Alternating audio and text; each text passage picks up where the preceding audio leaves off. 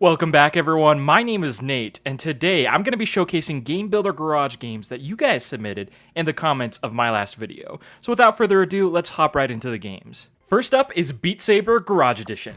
Now, I've played Beat Saber on my Oculus Quest, and I gotta say, this game does a heck of a good job at implementing the feels of Beat Saber into Game Builder Garage. And on top of that, I've played a lot of Game Builder Garage games, and none of them have implemented motion controls as well as this game does. So really good job to the creator who made this game and did such a good job at implementing and making another game real within Game Builder Garage. And on top of that, another really cool thing that they've done is they've synced up the notes within Beat Saber to Game Builder Garage. So just overall, really good job at remaking a game within Game Builder Garage. This is one of the coolest ones I've seen so far. Next up is Moonlight Madness. Now, this is a game that I actually found on mygarage.games, but I wanted to showcase it to you guys because this game is one of the most game-looking type games that I've played so far on Game Builder Garage.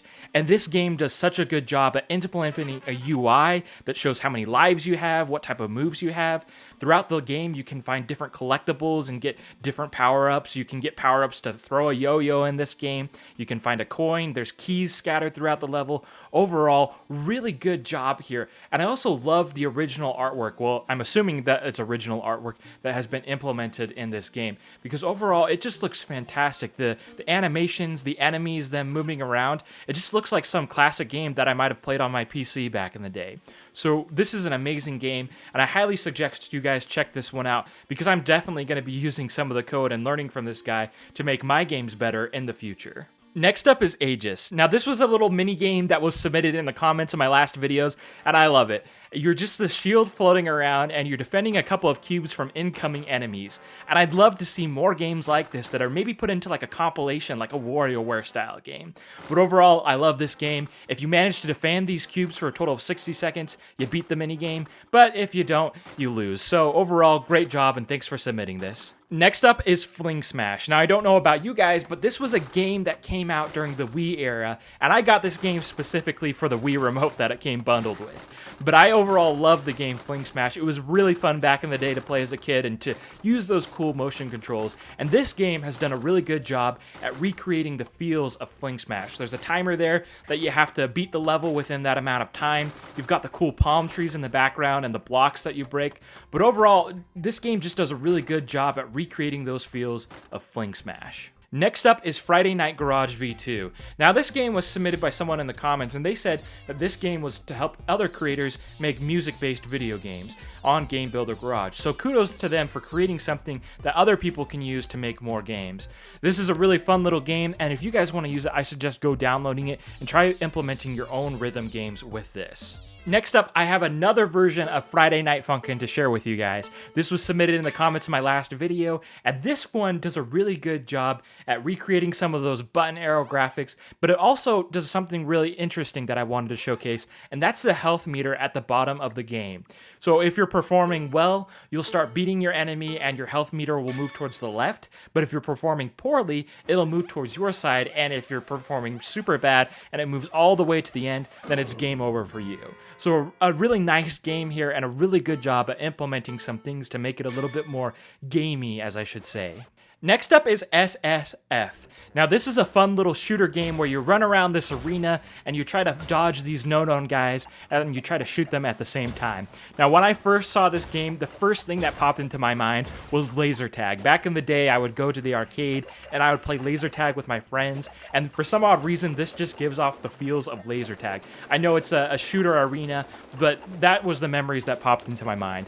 But in this game, you have the ability to jump around, use a jetpack, aim and shoot at your enemies, and it's overall a really fun game to just go around and play with, and it's a good example of how you can make a shooter within Game Builder Garage. So kudos to this developer for making this really nice looking arena within Game Builder Garage. Next up is Asteroid Miner. Now, this is just a fun little game where you go around as this mining tool and you try mining this planet. And as you go mining throughout the planet, you'll open up new paths and routes to get further and further into the planet. And as you're going and exploring the planet, you'll also find diamonds and various treasures along the way. So this is a fun little game, and if you guys want to try this out, please give it a look.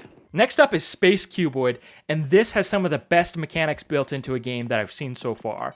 As this character, you go around this level shooting enemies, and in order to do that, you have a scope, you have different options to zoom and change the angle of the camera, and you also have a health meter that flies around beside you, so you can know how much life you have left. You start out in the green, you move into the yellow, and then eventually you go into the red and die. So it's a really fun little game, and it reminded me a lot of classic Atari games. But one of the things I like about this level is that there's really good design in here.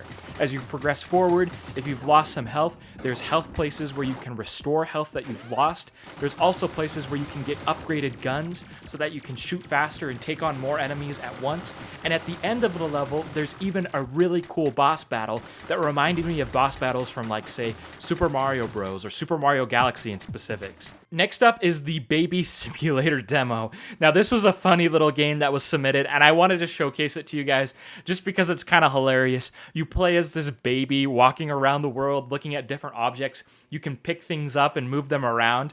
And as I was playing through the game, I was absolutely shocked because you can leave your house and go out into the road, and there's a car that drives, and if you're in the road when the car is driving by, it'll squash you and you'll die. Your little baby will die. So you got to be careful with this. But overall, a really fun little exploration game to see the world from the point of view of a baby.